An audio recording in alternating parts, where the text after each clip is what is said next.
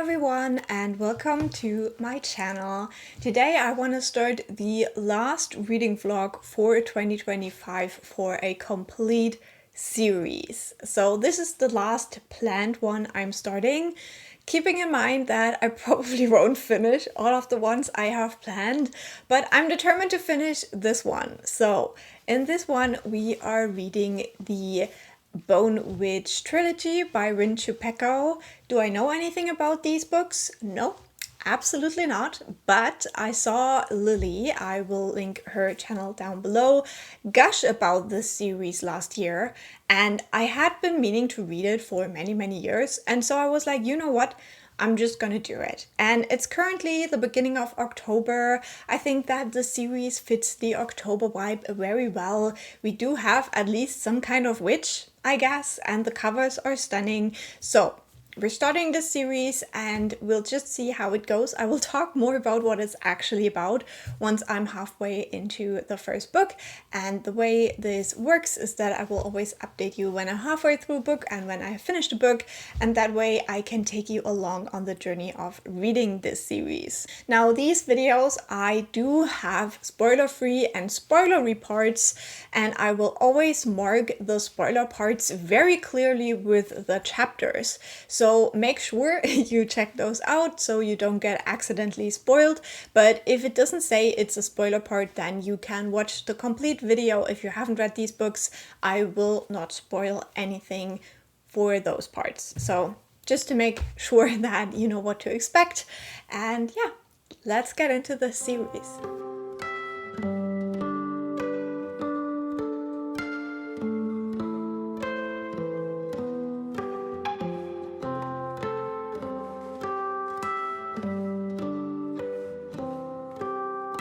So I'm now halfway through The Bone Witch, and it is time to tell you a little bit more of what this book is actually about. In this one, we follow a girl. I think her name is Tia. I think. I'm really bad with names in audiobooks, you know that. And we are following her basically in a retro perspective. So we do meet her on a beach where there's no one around pretty much, and we have this guy who comes up to her, and he's basically a collector of stories. And so he sits her down and he asks her to tell him her story, and then we do get her narrative kind of. So the audiobook for this has two narrators, which I very much enjoy. We do have the very short chapters in between where we have the perspective of the storyteller, kind of giving us a little bit of the context of how the story is told. And then we have the longer chapters that we see from Tia's perspective as she is recounting her life up until this point. And Tia is a bone witch, which means that she has power over runes that can bring back the dead. And in this world, we have a ton of people who can do magic, and the most powerful ones of them are called Asha. And these are specifically trained witches, if you want to call it that. They are magic users, but all of them are women, and they are also trained in kind of entertaining. So they learn dancing and singing and playing instruments and all of that. So it is very interesting to me the way that the use of the magic and also this like entertaining side is woven together, because it definitely gives me this like kind of Asian vibe. Like if you think about like older tales or like older movies, maybe there is this picture of like the men sitting and drinking and feasting and the women entertaining, and that's pretty much what we get with these Asha in this book as well. So the way that our main character Tia is discovered is that her big brother Fox is killed in a war by a beast. When he is buried, she's so distraught that her magic kind of spills over and she brings him back to life. And then this woman shows up, and she is also a bone witch, and she's like, hey, people think that's kind of weird and you're probably not safe here anymore, so I'm gonna take you away to this place where you will be trained, and you can like explore your powers and use them for the good of the people. Now, one specific thing that the bone witches can do is kind of kill those beasts. And I still need to figure this out a little bit more now, halfway through the book. But basically, they have these creatures who I think they're dead, or they can be killed at least, but the bone witches can kind of resurrect them and then kill them all over again, because otherwise they would get back to life. That's how I understand it right now. So it's a little bit fiddly with these monsters, because right now our main character isn't interacting with them in the kind of like life perspective, only in the short like interim chapters that we see. But basically these monsters, they have a stone inside of them, and this stone is extremely valuable for magic as well, and it's called, I think, a bezoar. There's a lot going on with the magic system in this world, and because we follow our main character from the time she gets introduced to all of that and she's learning, we kind of learn step by step, which I very much appreciate. And I feel like this is a slower story in a way than I expected, because we're now halfway through the book and our main character has barely started really training to become an Asha. For a long time she's basically just a servant, and she has to prove her worth in a way to the matriarch who is financing her training. We are kind of like following her day-to-day life, but we also see that compared to a lot of the other Asha, she is very, very powerful. Like, bone witches are extremely rare in this world, and that's especially because they are regarded as something like dangerous. So if the right people don't find them in time, they could get into very difficult situations. And so our main character is very special because there is just not a lot of like new bone witches in training, and they're so important to keep those monsters at bay. We do also get a little bit of a romantic tingling so far. There isn't really a lot going on, but I'm still a little bit confused about the romancy parts, because for now there is this one moment where she talks about this being the day when she meets both of the boys she will be interested in, but I haven't really figured out who the second one is, which might be my problem.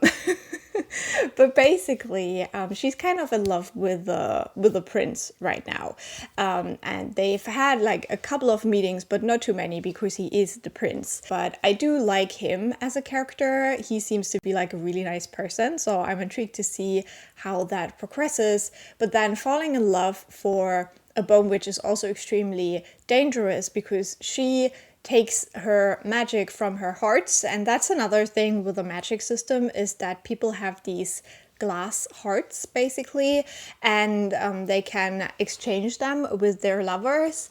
That's what like normal people do. And as a bone witch, our main character can also see kind of like the moods and what people feel in their hearts glasses. However, if a bone witch gives her heart away, then she loses a lot of her powers, and that's what happens basically to her mentor. So she gave her heart away to the then prince who fell kind of out of love with her over time, and now her heart is lost. So that's like dangerous for her as well, and I'm intrigued to see where that goes. But like overall, the feeling of this is very much of like one of those like Asian tales. Like, it reminds me a lot of like Niveau's storytelling, for example. It has this kind of like fairy tale-esque folklore vibe to it, which I absolutely love. I think the writing in this book is stunning, and even though it really takes its time, I am not bored for a single second of this book so far. So I'm having a really, really good time, and I think I'm going to enjoy this series a lot. Another thing I wanted to mention is that we do also have some mentions of like gender and gender roles, because all of the Asha are women, and we have one character who has a certain type of heart glass that would mark them for a very, very dangerous position, because this character is born as a boy. However, he really doesn't want to do that, and so they're kind of like plotting right now to get him to maybe have a chance to become an Asha. So I'm really intrigued to see how that plays out, and I think it is like very great to have this discussion as well, like why is it only women? Like, is there like a reason behind it, or is it just like this weird thing society does? And then last but not least, one thing I really enjoy is that because Tia brought back her brother Fox, he's now not really alive. Like, we can see that, for example, if he gets hurt, he doesn't heal, but he's doing fine.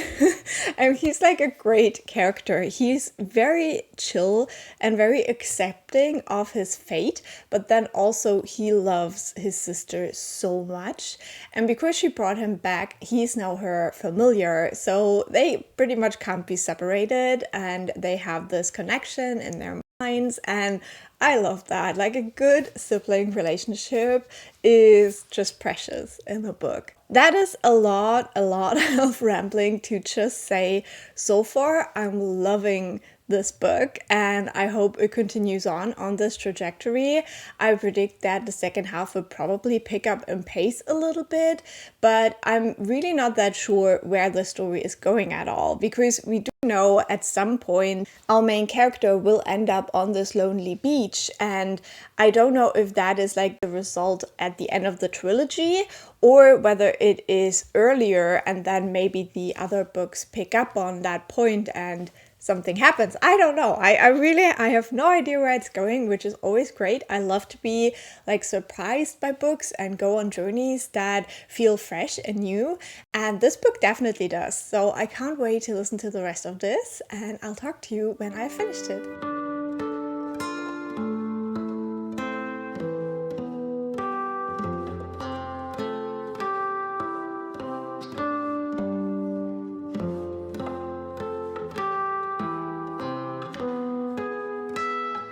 So I have finished reading The Bone Witch, and I'm here with my final update. Now, I finished this book a few days ago. I just didn't really have the time capacity to film this update, so you have to bear with me a little bit. I've mentioned in a lot of my videos I have a very bad memory, so when I don't film updates immediately, sometimes I just get a little bit fuzzy on the details. But just my overall thoughts on this first book of the series, I really enjoyed this book. I gave it 4 stars, and it was definitely not what I had expected considering the time it was written and that it is a YA fantasy of that time. The writing style in this was definitely right up my alley. I really enjoyed the way that the narrative was built and also how the audiobook was narrated. I really enjoyed both of the narrators of the audiobook, and I think they complemented each other really well, both as like the voices but also the like narrative voices of the story. Now, for me personally, the ending got a little bit too rushed, and there were just a lot of things that got thrown at us, and I was listening to the audiobook, and for me sometimes it was like really hard to keep up. I felt like we were jumping from like scene to scene, but I didn't always catch kind of the connection, like how we got to the next thing. And that all starts with this kind of theater dance thing that is happening, where suddenly it all goes wrong, and then we have kind of this snowball situation, but it all just happened a little bit too fast. Like, this book isn't super long, and I wish it would have just had maybe like 50 more pages to make this a little bit less stressful for the reader to kind of keep up what is happening now, especially because the first part of the book, like most of the book, is really taking its time establishing the characters, establishing the world, kind of making you sink into this story, so that the rush at the end just felt off a little bit. But apart from the pacing, I did really enjoy everything that was kind of going on. I definitely think that the ending does leave not exactly a cliffhanger, but something that makes you want to continue on. Like, you could totally say, okay, this was a story, I'm fine with it, but it definitely leads up to something where you're like, I need to know more now. And especially because we have this setup of this man who comes to this beach and he notices that there is a grave. And so for the whole time that this like frame narrative is going on, you're kind of like wondering like who's in that grave. And so at the end of the book, we do learn who it is. It is the person I kind of expected. So that was fun or sad. I don't know. But now I definitely want to know how that person ended up in that grave and why they are dead. There is like a lot of intrigue to continue reading, and so I will definitely go into book 2 very soon. I'm just like taking a little bit of a break for a different project I'm working on right now with another audiobook, and then I will go straight back in to continue reading this because I need to know what else the story of this person is. And it does leave me still a little bit like intrigued to see like in book 2 where this kind of like frame narrative will go, because I think there's still a lot of her history that we still don't know about and that we need to kind of catch up on. At the same time, it seems like also the frame story is going to have more action now, because there is actually things going on with these monsters that are called the Deva that seems very important, and that is happening in this frame story. But mostly we are still getting told like her life, like the Bone Witch's life before all of that, before she ended up on that beach. So I feel like this is all I can kind of say without getting into spoiler territory, so I might leave it off here. I really enjoyed this book. I'm very intrigued to continue on, and I think that is the two things that are mainly important if you read a series like that. I'm not quite sure if I have like a lot to say for the spoilers, but I'm going to do a very short spoiler part right now. So if you haven't read the book yet, you can use the chapters to jump to my next update where I will talk spoiler free about the second book.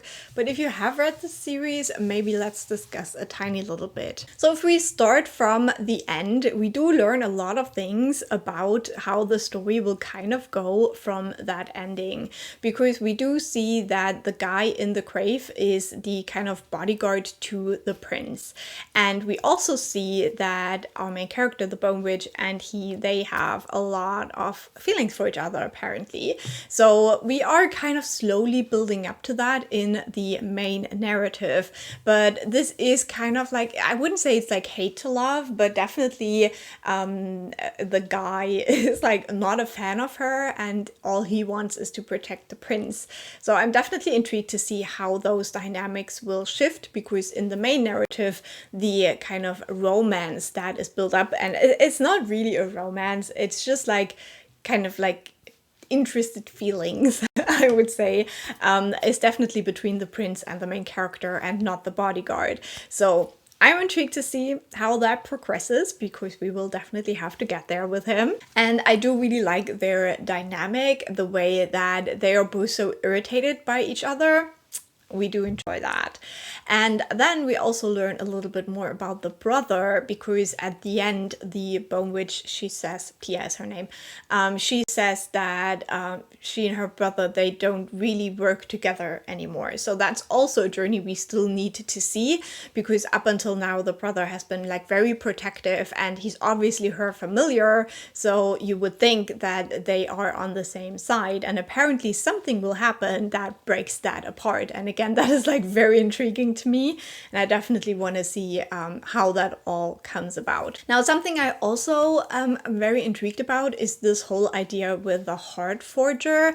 We have seen a little bit of that, obviously, since I think the next book or the third book, I think it's the next book, is called Heart Forger. That might come in even more in the story, like this idea of making these hearts from the memories.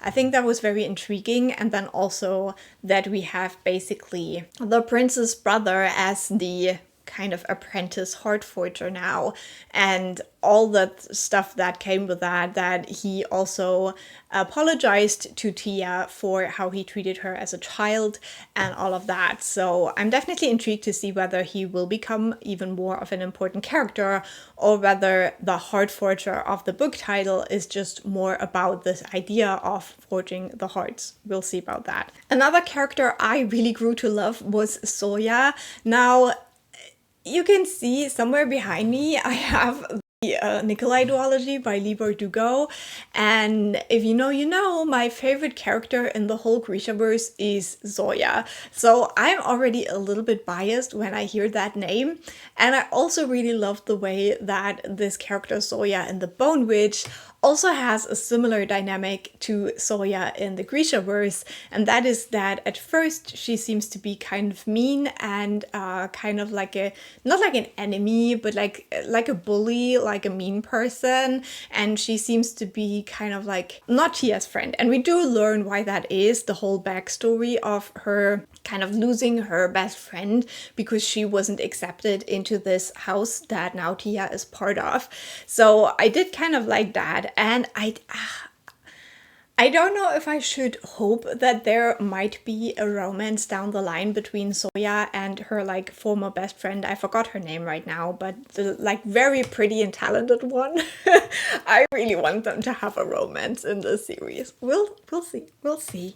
But yeah, I really love Zoya at the ending where they do confront this like serving girl that has been like the evil mind behind everything all along because she's like one of the faceless. The way they do it, they're using kind of like their antagonistic energy to fool the girl to think she is safe, and then they kind of turn on her. The way they do that and the way that Zoya and Tia start working together, I love that. I love that dynamic when like very unlikely people come together to work together and eventually become friends. I really hope that is where this is all going, but maybe to a breaking point again, because we know that at some point Tia will end up all alone on that beach. And I want to know how. I think Rin Chupeco did such a great job of like building up this world and then giving us all these things that now we're like wondering about. Now we just like want to know how it will all come to be.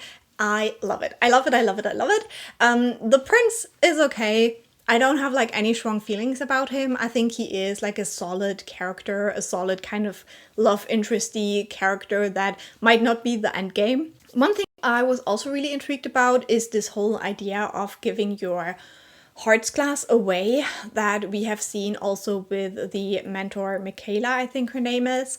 So we do learn the whole like backstory, and I really loved that part, the way it was like integrated into the story as well as like viewing this like theater play or like dance where the backstory of this world is kind of explained as a legend of how like the first Bone Witch came to be, and you know, all of the like heart ideas and the heart forging and all of that, and giving your heart away and why the Bone Witches can't do it. I loved like this whole legend around it as well. I think it made everything feel so much more in depth. I think that's kind of where I'm leaving it off, just because I don't want this video to be like 10 million hours long, but I'm having such a good time. I'm really enjoying this world and these characters. I like their dynamics. I think that the first book, while it is kind of like a rounded story in a way, it sets up everything so well for the rest of the series, and I can't wait to come back here and tell you more about that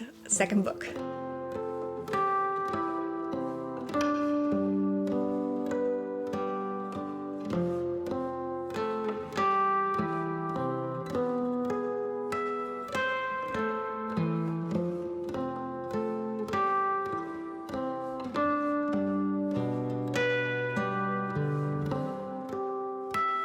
So I'm now halfway into the Heart Forger, and it's time for a little update.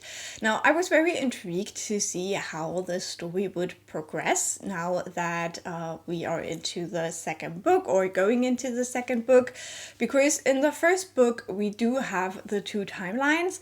One of the timelines is very static because we basically just have a conversation of the two characters while they're at this beach, and at the end of the book, that kind of changes. So I was intrigued to see how that would develop, whether we would keep up with the kind of two timelines.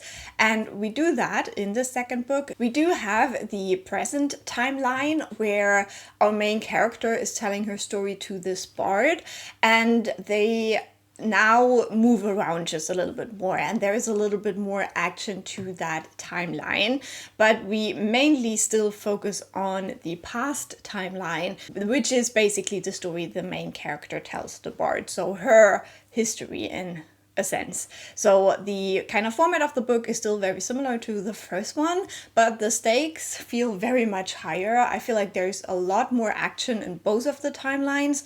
The first book really took its time to build up the characters and the world, to introduce us to this idea of the Ashaka and these different kingdoms and the Deva and all of that. So we got a lot of like slow story building, which I very much enjoyed.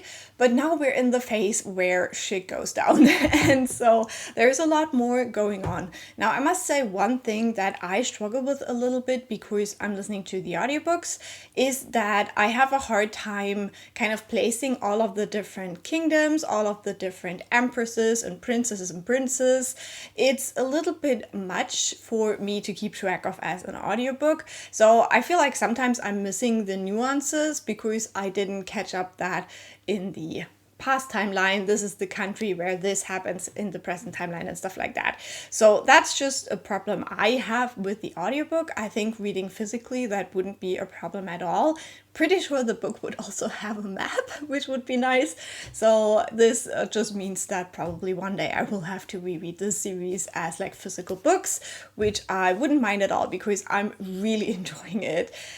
We do have the characters just build up even more, the character relationships. I'm loving everything that I'm seeing with the characters. So in this one, we definitely do get more of the friendships, more of the rivalries, more of the like tensions between the characters, because the characters have to stick together more. I feel like in the first book, because it also spanned a little bit more time, we didn't get into the nitty-gritty of the character work for a while, but in this one now, we're in the middle of it. We're seeing like what's going on with everyone, and I love that. I think that the character work and especially the tensions between them are a highlight of this series. I'm also still really loving the world, even though I'm having like a little bit of trouble like keeping up with it, but I'm a reader where I don't have to like follow everything and pick up on every little thing to enjoy a book.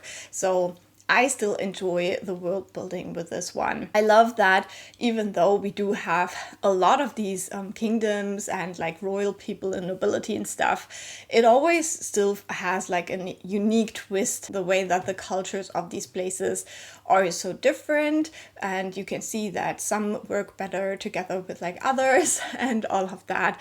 And so I am having fun exploring the world with our characters as well. We do also get a little bit more of the romantic tension, and in that regard there is something like very dramatic that happens that I did not see coming. Like in the first moment I even misunderstood it a little bit because I thought a certain character died.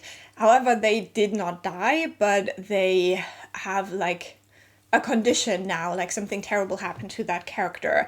And I was quite shocked with that, because if you see the build-up in the first book, you would not expect that to be the way it goes, but maybe also you would.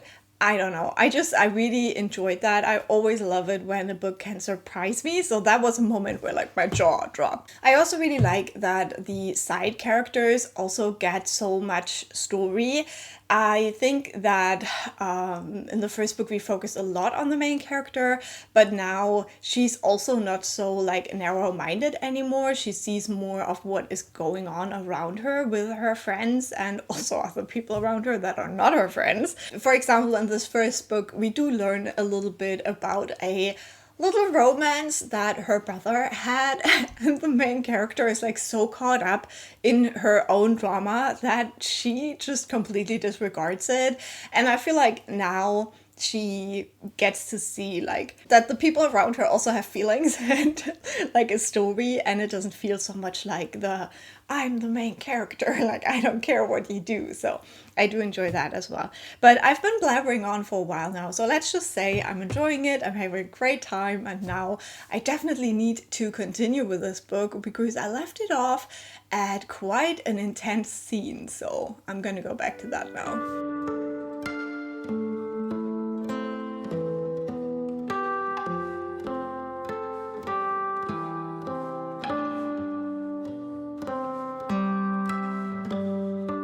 So yesterday I finished the second book in the Bone Witch trilogy, The Heart Forger, and I'm here to talk a little bit about it, but honestly, this book was rough at the end. It made me cry. It made me cry. I was so sad, and Rin Chupeco wrote it with such grace and just talent. It was heartbreaking. I gave this one 4.5 stars.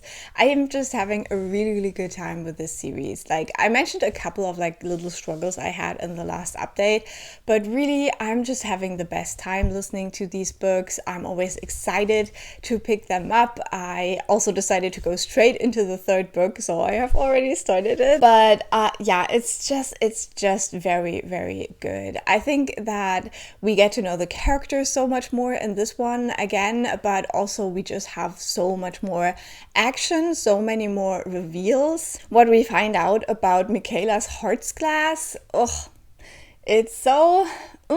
We learn more about the sleeping sickness as well, and yeah, it's just so much going on. We also do get a little bit more of the coupling up of the characters.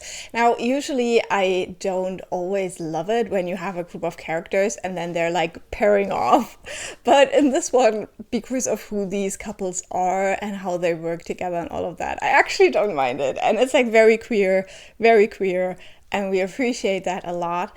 This also deals with the question of queerness in this world, because we do have one character who was not accepted by their family, and it talks about that. It's just very heartbreaking, honestly, to read about that, and it's obviously something many people experience still today, that if they are queer, they're not accepted by their family. So this book has a lot. It has a lot of action. It has a lot of very tender, heartfelt moments. We do have a lot of character growth as well, especially because we do have the two timelines, and I still think it's very interesting the way this is woven together, and I can't wait to see the big finale. I'm so super excited to see where the story takes us. We also do have a little bit of a comeback of some characters, so that was interesting, and I must say that the kind of plots that are revealed usually surprise me. So even though I'm usually someone who's always trying to keep track of everything and figure things out on my own, with this book the reveals are always shocking, and I love that. So I think that's all I want to say for the spoiler-free part for this book. It crushed my heart, it made me happy, it shocked me, it just kept me on the edge of my seat, and I can't wait to continue and read more in this world. Now, for the people who have read this book, I wanted to go into a couple of spoilers, because I think for some of these things I really have to scream and shout about it. And one of the first things, and I know this is so stupid, but I love Soya. Soya is such a fun character, even though she's just a minor side character. I really love her. She's so snarky, she's always complaining, but keeping the others on track with things. And Soya and her love interest, whatever her name is, Shadi. Soya and Shadi confirmed. Love that. I'm so happy, because in the first book it is hinted at, but it could also be just very good friendship, but it's not. They are a pair, and it's very sweet, especially because they contrast each other so well, because Shadi is such a good girl and so beautiful and graceful, and Soya is just, as I said, the snarky little complainer that she is, but I love these two together. We also have scenes where Soya is using storm magic, so obviously the connection to Soya in the Grisha-verse is very strong for me. And as I said, Soya is just one of my favorite characters. So loving that. Then we have Lick. Lick is such a cute little person, and I just love the kind of development with this character that we get here. I love that Lick is kind of obsessed with the young heart forger, and the heart forger is just very oblivious to it, which is extremely cute. And whenever they have these little moments where they're all flushing and stuff, it's so cute. It's so cute. I love that. And I also love that Lick gets to shine a lot in this book, in these battle scenes. He's like very good with the magic, and I love just seeing his journey in all of this. And yeah, he's basically making his own way in this world that is not designed to accommodate him in his queerness. So I love that. We have our main couple, we have Tia and Kaylin, and I feel like things moved a little bit fast with these two. Like that is like one of the things where I'm dropping a little bit of points for this book, because they say I love you so fast in this series, and it irks me a little bit. And also just, it is definitely kind of like a not rivals and not hate, but like deep distrust to love stories. So it definitely has a dynamic that I think will work for a lot of people. For me, the switch was just a little bit fast. Like I did really like the kind of like beginning stages of the switch, when they were slowly trying to trust each other more and trying to talk about how they feel. And especially with Kaylin, because he thinks that Tia is into the prince, he never really thinks that he has a chance in the first place. And so when that starts to crumble, basically, this belief, and he starts to open up a little bit, I love those parts. But then suddenly it switches, and then they're all like, I love you, and like together all the time. And I just felt like I wanted that to be, you know, a little bit of a slower process, and still them struggling a little bit, instead of completely switching from like, I don't trust you, I think you're gonna destroy my favorite person, to I love you, and who cares about my previous favorite person, if you know what I mean. I liked the relationship, but I just felt like it wasn't written perfectly for me.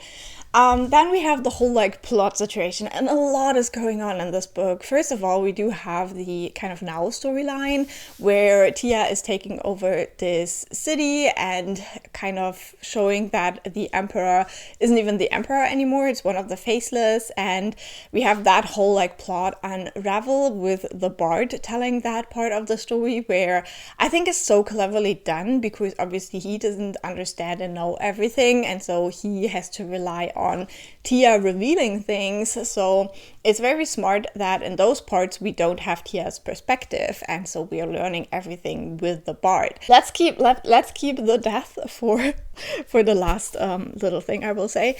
And then we have the kind of past storyline, where we do see a lot of like ups and downs with our characters. Now, what I did really enjoy is that things that felt like very not great to me didn't last. So for example, when our characters are captured by the uncle of the prince, it doesn't last. Like they escape like very quickly. And also in the crypt at the end, where they get kind of surprised by Ina and the king, again, this moment where they can't really do anything because of the spells, it doesn't last that long, because then the Asi comes to save them. I think it's like always very dynamic. It doesn't really stay in a position where the characters can't really do anything, which I really appreciate, because that's something I just don't enjoy reading about, when characters are stuck. I mean, obviously that happens in real life, but I just, it makes me very anxious when I read a story, so I always appreciate it when those things don't last very long and our characters find ways out. Now, we do have the whole situation with Michaela's heart class. I really liked this idea, or that I have been kind of silently rooting for that the previous King Vanner, I think his name is, that he is still in love with Michaela, and that it was never his intention to forget about her or to hide her hot class. I always thought that there must be more to it, and that he probably still loves her and is trying to protect her from something, but that our characters just don't know what he's protecting her from. And that is luckily what happened, because I think it just makes so much more sense, and it makes Michaela's story so much more meaningful and beautiful. And yeah, I was like very relieved that this is the route the author chose as well. And then we also have this whole plot with Ina and the king, that he basically now killed both of his brothers to be in power. The sleeping sickness and Prince Khan's. I have feelings about that. Like, obviously, first of all, I was so shocked when Khan's got sick. Like, he basically just fell down, and in the first moment I thought he was actually dead. I was like, okay, wow, we're killing off the potential love interest here. Flabbergasted. But then I realized it was this sleeping sickness. And then when he wakes up, and he has pretty much missed everything, and so the characters are all probably filling him in on what he has missed. And the way he reacts to it, I'm like, you are exactly the kind of princely brat that I thought you wouldn't be. And I was like very, very disappointed with his character. Like, obviously not with his writing, but just with him as a person. I was like, why are you being this way? Because obviously his father was the evil person the whole time, and now he's just like, yeah, but I can't ask him about it, so I don't know whether Ina just compelled him. I'm like, no. It was so obvious that that was not what was going on. And he bans Tia after like all of his friends are like, hey, she's not the bad person in this, your father was. And he's like, oh, I wake up and I don't even recognize my friends anymore. And I'm like, oh my god, you are such a little prick. And also the way he just never really realized the way that his father treated his brother badly because of his queerness. Cons. I really thought you would do better. And I hope by the end of the final book, he will come around a little bit and see that he's being a little prick. So last but not least, we have the two deaths that like really, really rattled me. First of all, we lose Polaire in the past storyline, so she will for sure not show up again. She basically sacrificed herself for Michaela, and oh, that was so heartbreaking. I really love Polaire. I think Polaire is a similar character to Soya. She seems very rough and mean, but she has a heart of gold, and I love characters like that. I loved Polaire. I loved her fierce friendship with Michaela and the way that she protected her. They did the heart share thing, so Michaela could kind of take strengths from Polaire. So sad. I was so sad. I was like literally crying so much. And then we go to the now storyline, and Michaela dies. It's, oh my god, it's so heartbreaking. And those last moments when she's like, yeah, Polaire and Vanner are waiting for her, and that she was just living on borrowed time. Oh, it made me cry. It made me cry. And I'm a little bit worried because we know that in the third book, Kaelin will die. And I'm worried about that. Like, obviously we know he will be brought back, which I don't think will happen to the other two. Oh, but I'm not ready. I'm really not ready. I think the third book will probably be kind of a emotional devastation. I am very intrigued by this whole idea of the shadow class and what it will actually be able to do in the end, and also why the other Asha don't want people to know.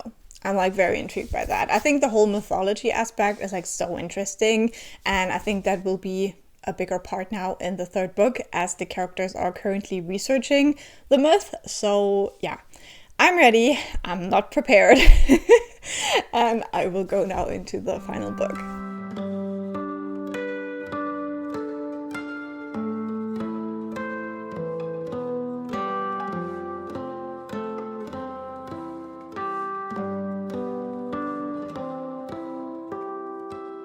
So I'm currently 50% into my read of The Shadow Glass, the final book of this series, and I'm just gonna say it, I am a little bit worried about our characters. I am scared. I'm scared. Like, stuff is going on. We know that some things need to happen for like the timelines to match up. and I'm not ready for those things to happen. We know that people will die. There is this new kind of threat with the blight rune that is very, very creepy and dangerous, and that has already caused me some stress, not gonna lie.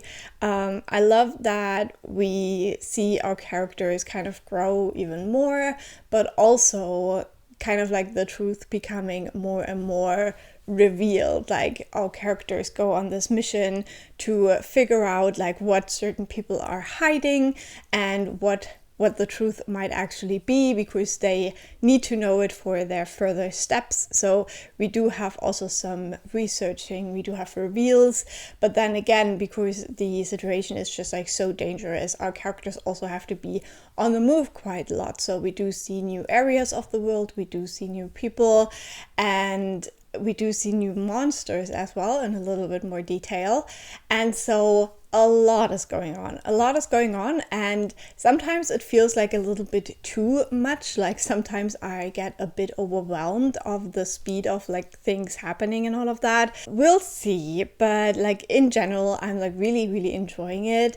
I think that the first halves of these books are always a little bit more build up, so I am ready but also not prepared for the second half of this book and what might happen and who else we're gonna lose. And I'm really, really intrigued to see how Rin Chupeco will pull this off, because the ending of this could go into so many different directions, and I have a lot of trust for this author to pull it off, don't get me wrong, but I'm also intrigued to see like where will it actually go in the end, like what will be the thing that happens in the end, and like will it be like a happy end or a sad end or like a bittersweet end? I don't know. Like the possibilities right now for me to predict the ending are kind of very broad. And I'm worried.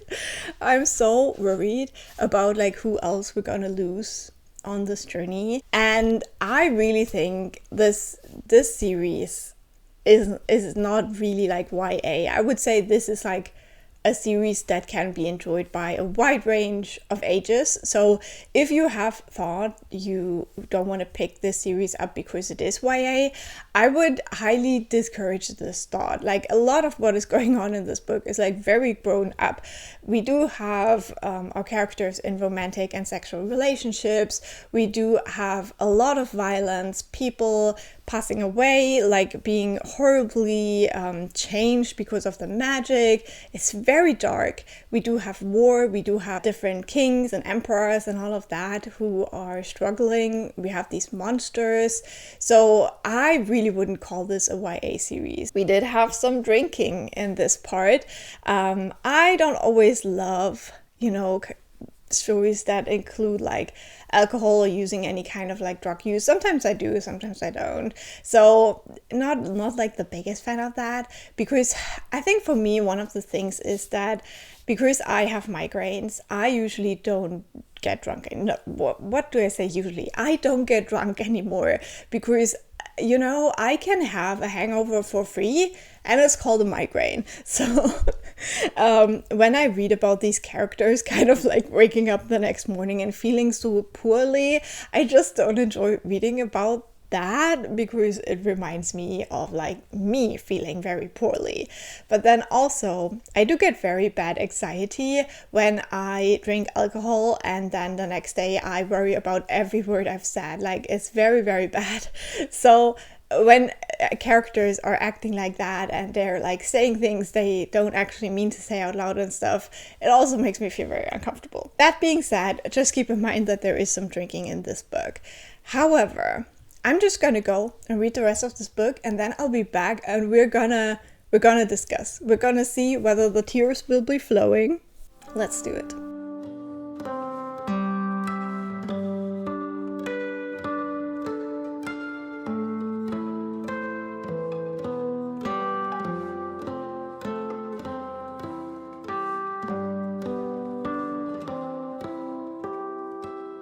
So yesterday I finished reading The Shadow Glass, and with that we have come to the end of this vlog, and it's time to tell you my final thoughts on the final book as well as the series overall. And that ending though. Now last night I decided to make onion soup, so I was cutting my onions and I was crying and I was listening to my audiobook, and you can figure out the causality there if you want. This was definitely a very emotional ending, the way that I had predicted it was. We know throughout the book that there is someone who betrayed everyone, and towards the ending we do find out who it is, and that was like very tense, like, because you are thinking about it the whole time. You're like, okay, is this person the betrayer? Is this person the betrayer?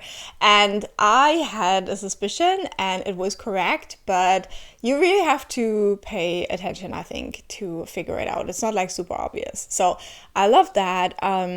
Yeah, we do get kind of a bittersweet ending, as I had felt we would with this series. There's definitely a little bit of like hope at the end as well. It is kind of a crushing ending if you care about these characters. Now, I decided to give this last book 4.5 stars as well. I think the character work is just really good in this one, and I do love the character relationships and all of the reveals that we have. And it's just a book that kind of got a little bit under my skin, and it made me feel all of the emotions. So I definitely appreciate that, and this will not be my last Rin Chupeco read. I can't wait to see what their new books are like and about and all of that. So yeah, we will delve into that pretty soon, I'm sure. I think I'm gonna end the spoiler-free part with just saying that this is a very, very intense series, one that makes you care about these characters, but also a series that really puts these characters through a lot. And I think I've said this before, but if you are holding back on this series because it is marketed as YA, I would say screw that. It definitely doesn't read like only YA. It, I think, would appeal to a very broad audience, and I never felt a disconnect from these characters because they were younger or anything like that. I actually think they read a little bit older than they are. So yeah, I would say definitely go read this series. Now, one other thing I wanted to touch on, and you might consider this a bit of a spoiler, but I don't. So I'm putting it between the non-spoiler and spoiler parts here. But this one concerns the character of Lick. Now, Lick in the first two books, and also a big part of the third book, is referred to with he, him pronouns. However, it is very obvious that Lick is struggling with their gender, and that they're trying to come to terms with who they are and who they want to be. And this unfolds, as I said before in other updates, with this question of him becoming an Asha, which is typically a position only held by women. And so in this final book, at some point, Lick decides to transition to the female gender. So she decides to be referred to as Lady Lick. Now, you could argue that because this book is kind of told from a hindsight perspective, that the pronoun situation could have changed much earlier. I don't know. I don't know how I feel about it in general, because as I'm not transgender or non-binary or anything like that, I don't really have my inside perspective on that. But the thing I wanted to mention is that they do transition. So Lady Lick does use she, her pronouns by the finale of the book, and also that this is not really seen as a problem, at least in the friend circle that we are following. So everyone immediately starts using she, her pronouns, and it's never questioned.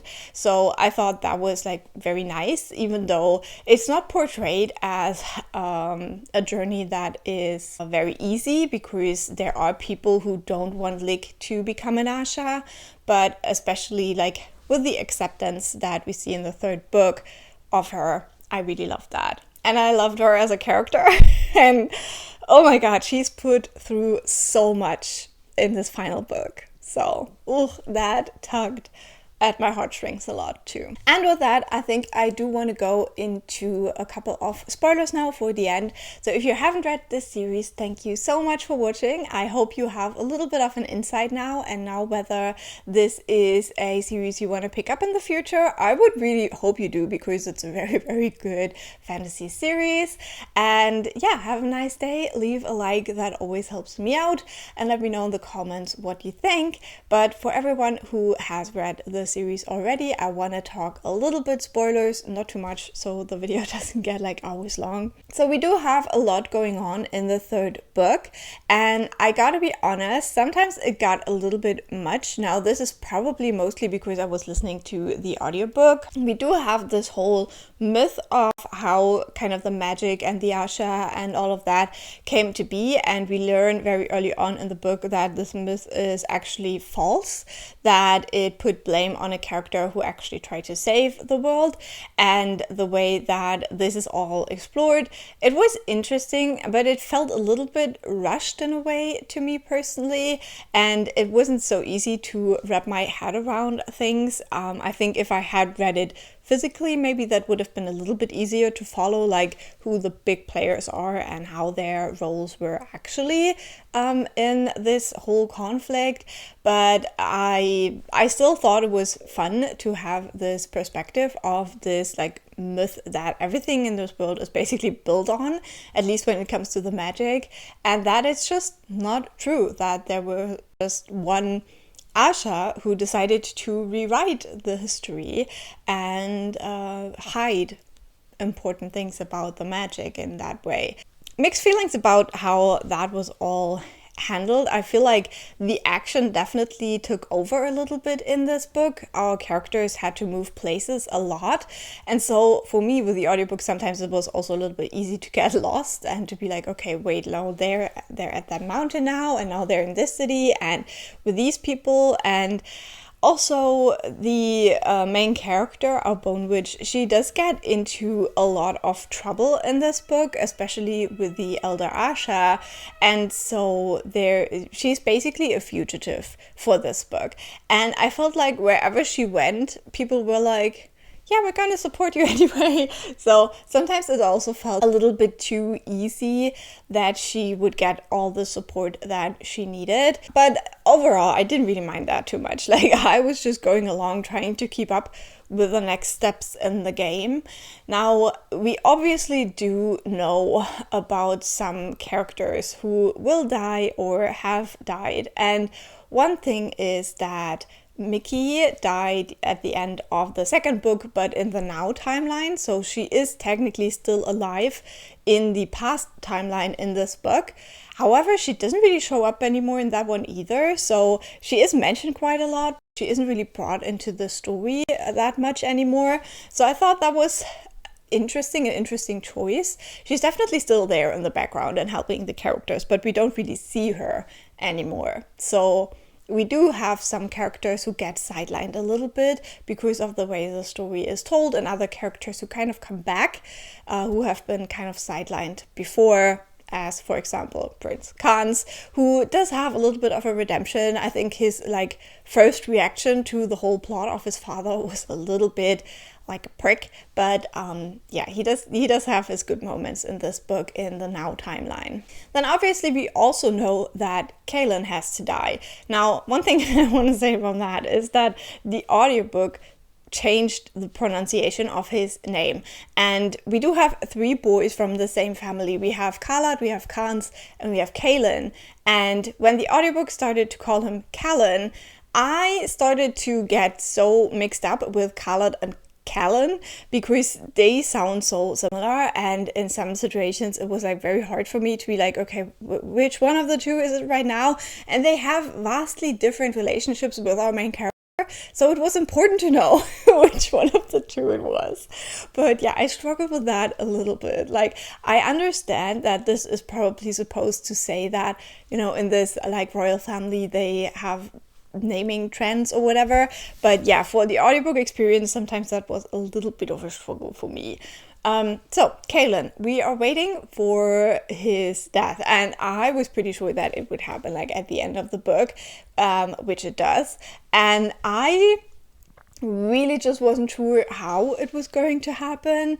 And I think that, ooh, it was definitely a lot. Like that whole scene where they uncover that Elsie has been the betrayer all along, which was also my suspicion, because at that point there really weren't so many people left anymore who it could be.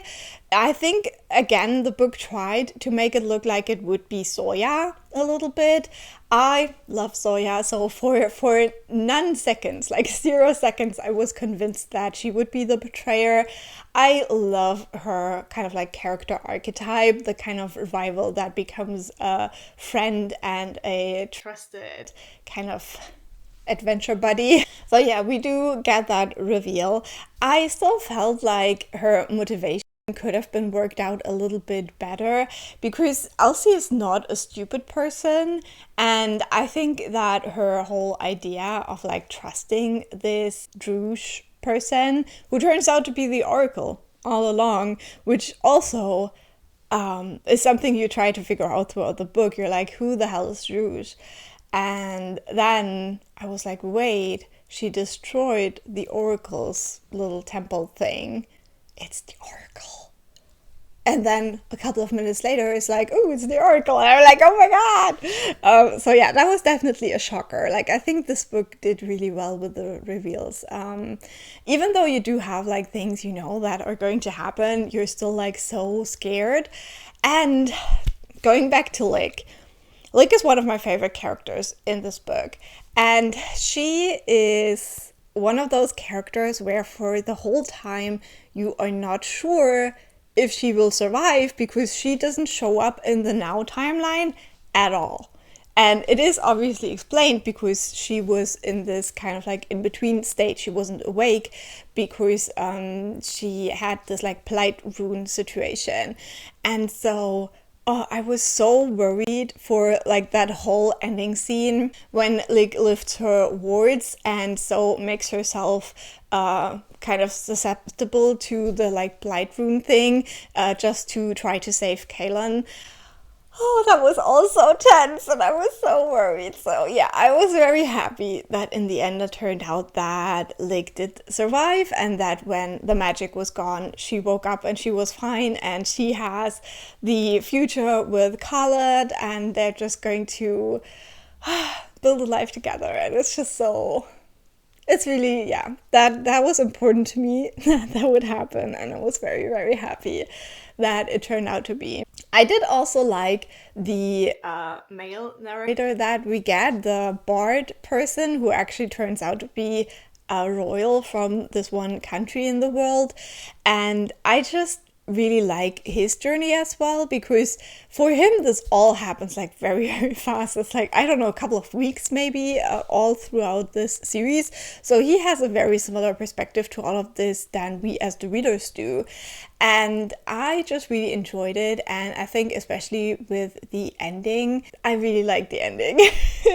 So for the ending, I really liked how it wasn't like it had consequences, but in this final scene in front of the statue, we get this like little hint, this little glimpse that maybe Tia and Kaelin are still around, and that little possibility is really all I needed.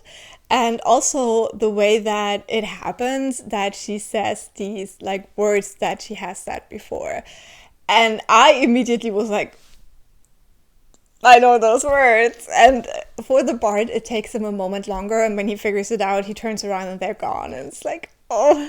So, love this. I love this, and I think that's all I'm gonna say. This update is so long. I'm so sorry for everyone who stayed watching this.